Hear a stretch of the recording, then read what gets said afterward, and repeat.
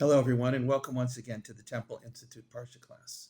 My name is Gedalia Meyer, and I'm podcasting from Maludimim in Israel.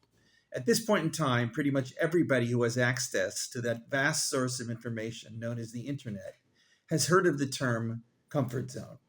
While this term is still a bit vague, it may mean different things to different people, the general idea is fairly clear. It is a place, whether in the real sense or in the figurative sense, in which we feel comfortable. We don't feel threatened in any way, and we believe, whether correctly or not, that we are safe. How exactly this works is a matter of debate. The easiest way one of these places comes about is through a genuinely safe area where there is truly nothing within the realm of expected occurrences that could conceivably harm us. Not everyone, of course, has such a spot. For those who do, it is like a bit of heaven on earth. For those who have no such place, things are a little more difficult. They could either go through life in a perpetual state of worry, or they could ignore their fears and just get on with things. A third alternative is to create such a space within the confines of their mind. This is by no means easy to do. It requires a certain amount of creativity and an equal amount of perseverance.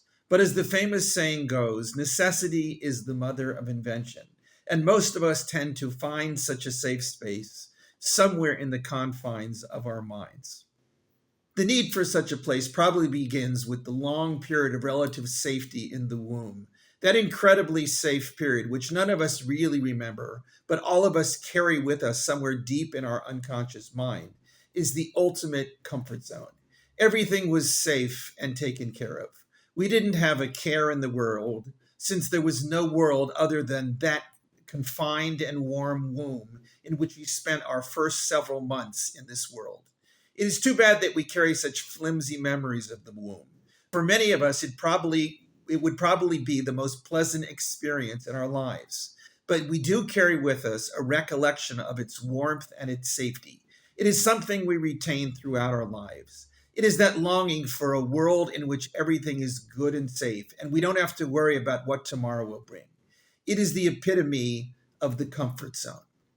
In a sense, everything goes downhill from the womb. All the problems with discomfort and pain begin almost immediately. It's true, there are so many new things to explore and a never-ending avenue of experiences to experience, but there are also uncountable problems and headaches.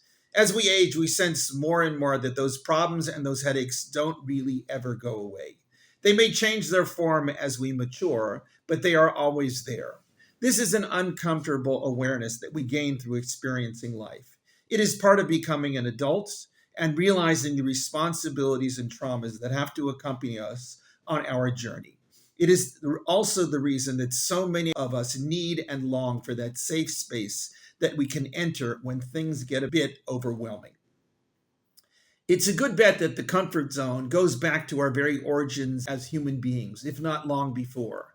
What was the cave, if not a safe space? As long as the mind has maintained the creative capability to procure such a place out of thin air, we have been doing just that. Our prehistoric ancestors carried around the same unconscious memories of the womb that we do, so there is no reason to believe that they didn't long for it deep down in their minds, just as we do. Even monumental texts such as the Bible have hints to such places. Wasn't the Garden of Eden a place of comfort and safety? Wasn't the Promised Land a collective version of such a place? They didn't quite last forever, but then again, perhaps no safe spaces do.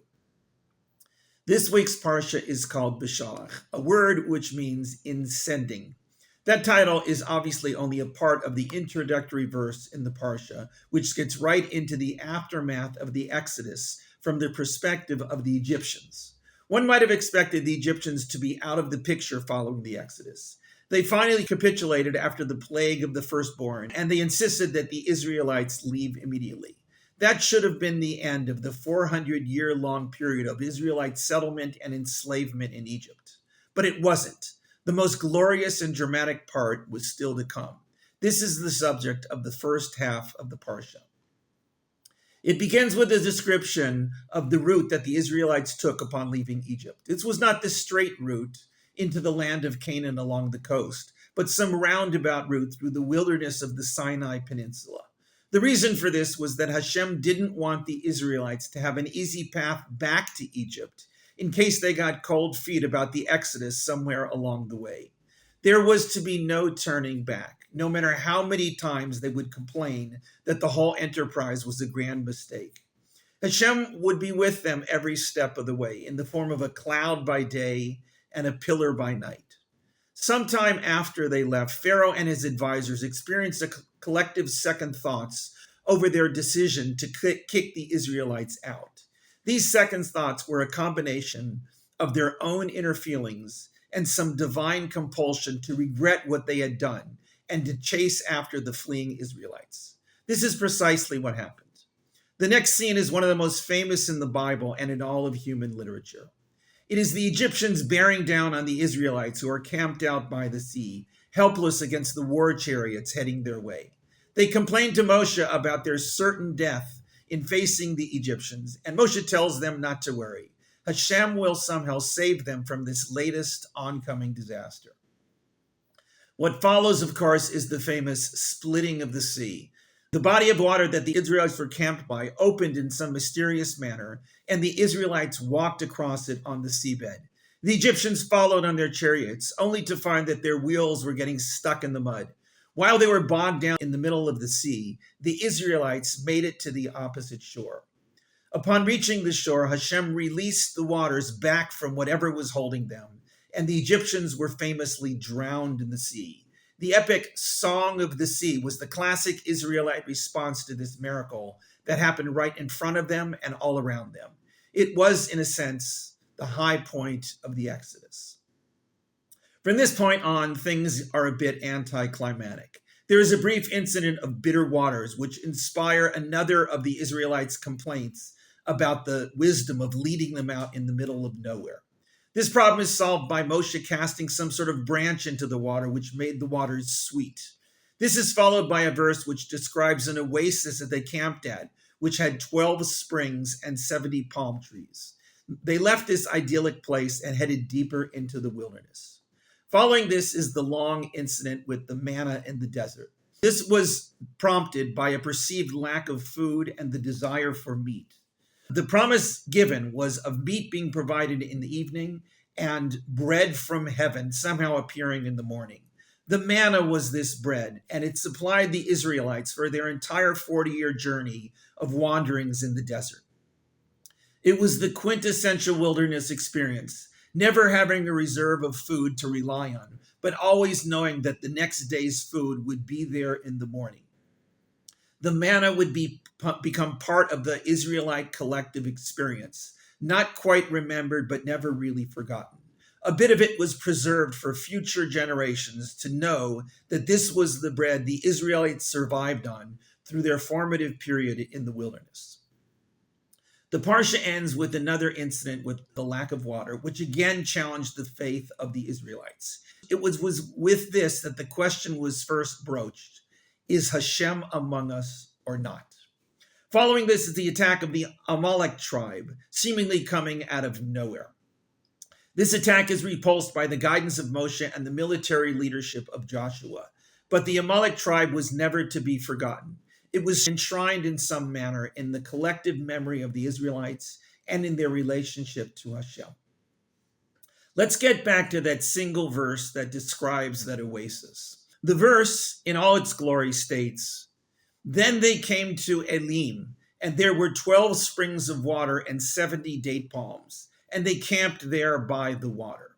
That's it. The next verse describes their journeying from Elim and arriving at the wilderness of Sin, which is where the whole story of the manna took place. That verse about the springs and the date palms doesn't seem to fit anywhere in the story. Nothing dramatic happens there, and there is nothing permanent that seems to have arisen from it. It is not memorialized in any way and does not seem to have any real purpose in the initial journeys of the Exodus. It appears that it could have been left out of this story altogether. So why is it there? There is no obvious answer to this question, so we are forced to speculate. This verse managed to escape the attention of almost all the thousands of Jewish commentaries that have come through virtually every word of this parsha. This verse, out of all the verses in the Parsha, somehow slipped under the radar. There is one commentary, however, which stuck in a single short insert in its explanation of the connection between this verse and the next. That insert is the additional word, nevertheless. What does this add? It adds a very important element to the text. Even though they had everything they needed at that oasis, namely food and water, nevertheless, they elected to push on. The journey wasn't over. They hadn't reached the promised land yet, and there were many more trials and tribulations to come. The Oasis of Elim was a biblical safe spot. There were no problems there, but there was also nothing worth mentioning that happened there. It is almost like an intermission in the story. It was a safe spot that perhaps they needed after the narrow escape at the sea and the first encounter with water problems. But it was only a temporary safe space. It was a time to breathe and to get ready to move on. Even though they could have stayed, they didn't. They understood that this was not the end of the journey. This is the way it is with these safe places or comfort zones. We need them and we cherish them, but we have to realize that they are not the end goal of life. They are rest stops along the way. We can enjoy them for what they are, but not view them as an end in and of themselves. They represent a human need, but they are not our purpose in being here. We can appreciate them when necessary, but have to move on, nevertheless, when they get too comfortable. Shabbat Shalom.